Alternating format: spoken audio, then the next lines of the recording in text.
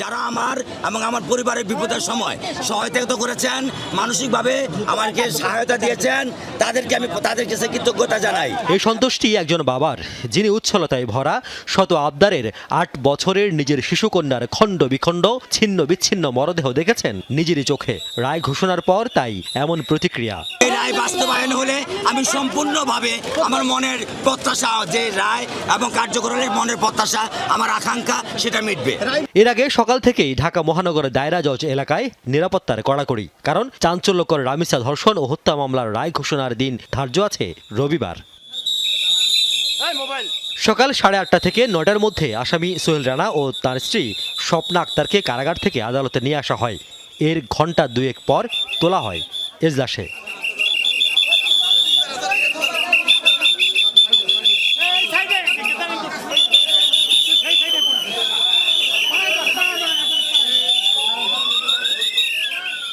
সকাল ঠিক 11টায় মামলার রায় পড়া শুরু করেন বিচারক। প্রায় 150 পৃষ্ঠার রায়ের সারসংক্ষেপে আসামিদের বিরুদ্ধে উপস্থাপিত অভিযোগের পুঙ্খানুপুঙ্খ বর্ণনা করেন আদালত। এ সময় প্রধান আসামি সোহেল রানার 164 ধারায় স্বীকারোক্তিমূলক জবানবন্দি, 16 জন সাক্ষীর সাক্ষ্য ও জেরার সারসংক্ষেপ তুলে ধরেন বিচারক, যেখানে উঠে আসে ধর্ষণের পর 8 বছরের একটি শিশু রামিসাকে নৃশংসভাবে হত্যার বর্ণনা, আর এই পুরো অপকর্ম ঢাকতে কিভাবে সহযোগিতা করে তার স্ত্রী স্বপ্না আক্তার। এছাড়াও এই ধরনের মামলার ক্ষেত্রে উচ্চ আদালতের বেশ কিছু নির্দেশনাও পড়ে শোনানো হয় জনাকীর্ণ আদালতে।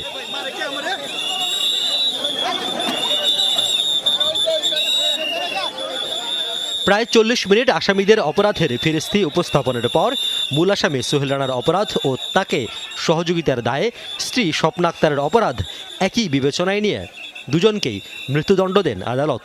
এ সময় মৃত্যু নিশ্চিত হওয়া পর্যন্ত ফাঁসিতে ঝুলিয়ে রাখারও নির্দেশনা দেন আদালত।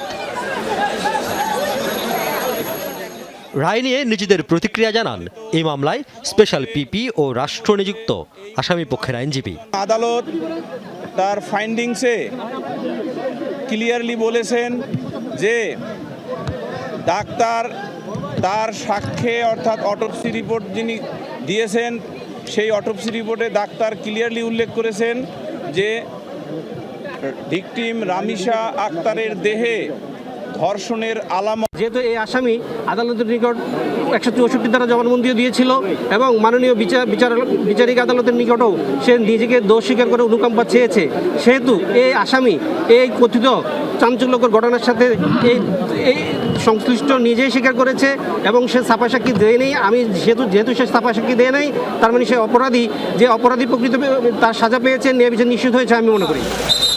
রায়ের পর আসামিদের কড়া নিরাপত্তায় নেওয়া হয় কারাগারে। মৃত্যুদণ্ডের পাশাপাশি সোহেল রানাকে 5 লাখ ও স্বপ্নাকে 2 লাখ টাকা অর্থদণ্ড দেন আদালত। 2019 সালে ফেনীর নুসরাত রাফি হত্যা মামলায় 16 জন, 2022 সালে মেজর সিনহার সাথে হত্যা মামলায় 2 জন এবং 2025 সালে মাগুরার আসিয়া খাতুন হত্যা এবং ধর্ষণ মামলায় 1 জনের মৃত্যুদণ্ড দেয় আদালত। নিম্ন আদালতে এই মামলাগুলো খুব দ্রুত সময়ে নিষ্পত্তি করা হয়, কিন্তু উচ্চ আদালতে ঝুলে আছে বছরের পর বছর। এবার মিরপুরের রামিসা হত্যায়ও 2 জনকে মৃত্যুদণ্ড দিয়েছেন আদালত। এখন দেখার বিষয় কবে নাগাদ এই মৃত্যুদণ্ড পর্যায়ে কার্যকর করা হয়। আইনজীবীরা বলছেন স্পেশাল ট্রাইব্যুনাল অথবা বিশেষ বেঞ্চ গঠন করা যদি না হয়, তাহলে এই মামলাগুলো দ্রুত নিষ্পত্তি করা প্রায় অসম্ভব। রিয়াজ রায়হান,